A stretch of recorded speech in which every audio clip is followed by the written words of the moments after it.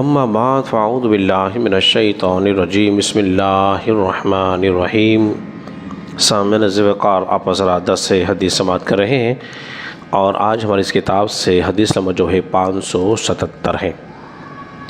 جو روایت آپ کے سامنے بیان کرنے لگا ہوں، امام بخاری اس کو کتاب الرقاق کے اندر لے کر آئے ہیں۔ نبی کریم صلی اللہ علیہ وسلم نے ارشاد فرمایا، حضرت عبداللہ ابن مسعود رضی اللہ تعالیٰ عنہ وہ فرماتے ہیں کہ رسول اللہ صلی اللہ علیہ وسلم نے ہمیں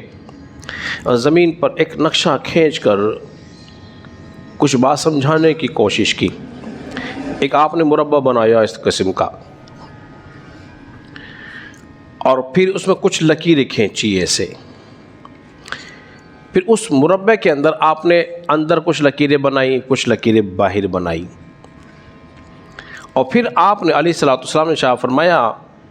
کہ جو مربع بنا کر بتایا کہ یہ موت جو ہے انسان کو گھیرے ہوئے ہے، اور اس میں کچھ لکیریں جو ہیں جو اندر ہیں وہ اس کے لیے مصیبتیں ہیں، تکلیفیں ہیں، پریشانیاں ہیں، اور اس سے باہر جو لکیریں آپ نے بنائی وہ اس کی امیدیں تھی۔ اب ہمیں اس حدیث سے درس کیا مل رہا ہے؟ وہ یہ مل رہا ہے کہ انسان تجھے موت تو چاروں طرف سے گھیرے ہوئے ہے، تو اس سے نکل نہیں سکتا، تو اس سے بچ نہیں سکتا، تو اس سے بھاگ نہیں سکتا، لیکن موت آنے سے پہلے تجھے جو پریشانیاں آ رہی ہیں، تجھے تکلیفیں آ رہی ہیں، تو یہ بھی ہے ایک مصیبت ختم ہوتی ہے، دوسری شروع ہو جاتی ہے، اس سے نکل پاتا ہے، پھر ایک اور کھڑی ہو جاتی ہے، اور پھر تو نے امیدیں اتنی لمبی لمبی لگا رکھی ہیں، تو امیدیں کم رکھ اور موت کو زیادہ یاد رکھ، اور اس کی تیاری کر کے رکھ، کیونکہ موت کسی لمحے بھی آ جائے گی، موت کسی لمحے بھی آ جائے گی۔ حضرات محترم، اب یہاں یہ بات بھی سمجھنی بے حد ضروری ہے،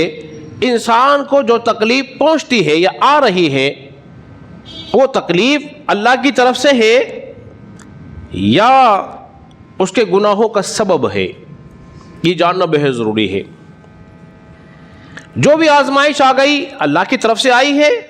یا انسان کے گناہوں کے سبب کی وجہ سے آئی ہے، تو اس کا ایک ہی پیمانہ ہے جاننے کا، وہ یہ دیکھے کہ کسی آزمائش کوئی پریشانی میں مبتلا ہونے کے بعد وہ اللہ کے قریب ہوا ہے یا دور ہوا ہے، اس کو جان لے۔ اگر وہ اللہ سے دور ہو رہا ہے تو سمجھ لو کہ یہ اس کے گناہ کے سبب کی وجہ سے، اور وہ اللہ کے قریب ہو رہا ہے تو سمجھ لو یہ اللہ کی طرف سے آزمائش ہے۔ ایک پیمانہ علماء نے بیان فرمایا۔ لیکن بعض دفعہ ایسا بھی دیکھا گیا ہے کہ کوئی مصیبت آئی، انسان کا رخ مسجد کی طرف ہو گیا، وہ نمازوں میں آنے لگا، قرآن کی تلاوت کرنے لگا، تسبیحات پڑھنے لگا، وہ تکلیف دور ہوئی، نہ اس کی نمازیں بھی ختم ہو گئی، قرآن کی تلاوت بھی ختم ہو گئی، ذکر و اذکار بھی ختم ہو گیا، پھر وہی لگ گیا دوبارہ۔ ایسا ہوتا ہے کہ نہیں ہوتا ہے؟ آپ نے مشاہدہ کیا ہوگا۔ تو عمل وہ اچھا ہے جو مستقل مزاجی کے ساتھ بولیے کیا جائے، تھوڑا ہو لیکن ہو مستقل مزاجی کے ساتھ۔ تو یاد رکھ لیجیے حضرات گرامی،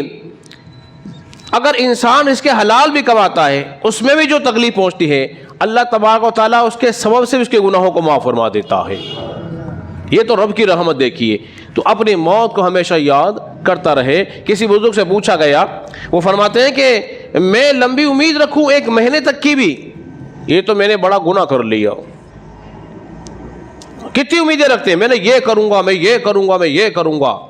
لیکن خبر ہی نہیں ہے کہ موت کس لمحے آ جائے، اس لیے کہ موت نے اس کو گھیرا ہوا ہے اور کوئی اس سے بچ نہیں سکتا۔ تو بہترین طریقہ یہی ہے کہ بندہ ہم وقت اپنے رب کی رضا میں لگا رہے اور اس کی یاد الہی میں اپنی زندگی گزارنے کی کوشش کرے، خرافات سے بچتا رہے، تو انشاءاللہ تبارک و تعالیٰ دنیا بھی اچھی ہوگی اور آخرت بھی اچھی ہوگی۔ اللہ رب العزت کی بارگاہ میں دعا ہے اللہ تبارک و تعالیٰ ہم سب کو سمجھنے اور عمل پیرا ہونے کی توفیق عطا فرمائے۔